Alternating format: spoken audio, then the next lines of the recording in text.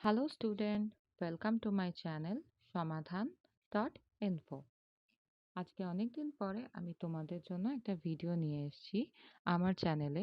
তোমরা জানো আমার একটা ওয়েবসাইট আছে যেখানে আমি তোমাদেরকে অর্থাৎ ওয়েস্ট বেঙ্গলের স্টুডেন্টদের যত সিলেবাস আছে সেটা কভার করার চেষ্টা করছি।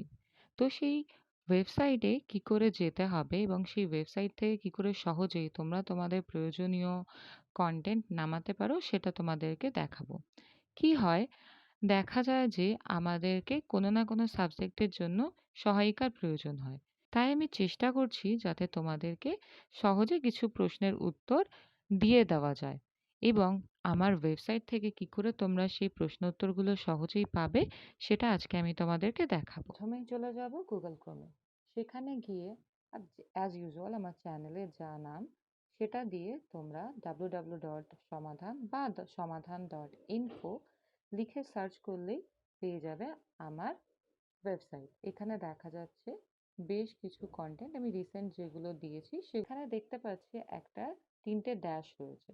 তো এই তিনটে ড্যাশের উপর ক্লিক করলাম। ক্লিক করলে আমি দেখতে পাচ্ছি এখানে চলে আসছে বিভিন্ন রকম ক্লাস ভাগ করা। তো অ্যাজ ইউজুয়াল আমি ক্লাস 5-6 এর উপর ক্লিক করলে 5 আর 6 আলাদা করে আসছে। ক্লাস 5 এর উপর ক্লিক করলে সাবজেক্ট আলাদা করে আসছে এবং সেই সাবজেক্টের উপর ক্লিক করলে পেয়ে যাচ্ছি সেই সাবজেক্টের যে কন্টেন্টগুলো আমার অলরেডি আপলোড করা আছে সেইগুলো। বা আমি ক্লাস 6 এর উপর ক্লিক করলে পেয়ে যাচ্ছি ক্লাস 6 এর সাবজেক্ট, সেখানে যা যা কন্টেন্ট ডাউনলোড আপলোড করেছি সেগুলোই দেখতে পাওয়া যাচ্ছে। ধরো এবার আমি বঙ্গ আমার জননী আমারে প্রশ্ন উত্তর চাই।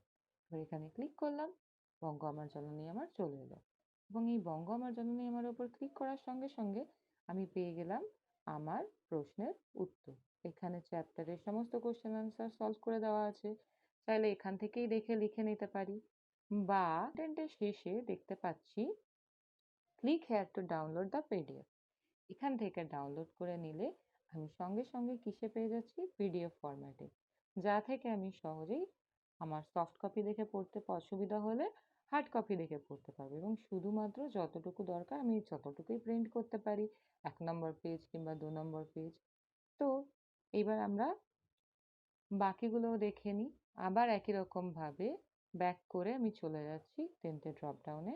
এখানে আবার ক্লাস 9-10 একই রকমভাবে 10 এর উপর ক্লিক করলে 10 এর সাবজেক্ট এবং সাবজেক্টের উপরে আপলোড করা কন্টেন্ট। তো এইভাবে সহজেই আমি কি করতে পারছি, আমি আমার কন্টেন্টগুলোকে খুব সহজেই ওপেন করতে পারছি এবং চাইলে পিডিএফ ডাউনলোড করে নিয়ে হার্ড কপি হিসাবেও পড়তে পারছি। তো আশা করি এই গাইডেন্সটা দেওয়ার জন্য তোমরা সহজেই ওয়েবসাইটটা থেকে তোমাদের প্রয়োজনীয় সাবজেক্টের উপরে প্রয়োজনীয় কন্টেন্ট ডাউনলোড করতে পারবে বা পড়তে পারবে। Thanks for watching.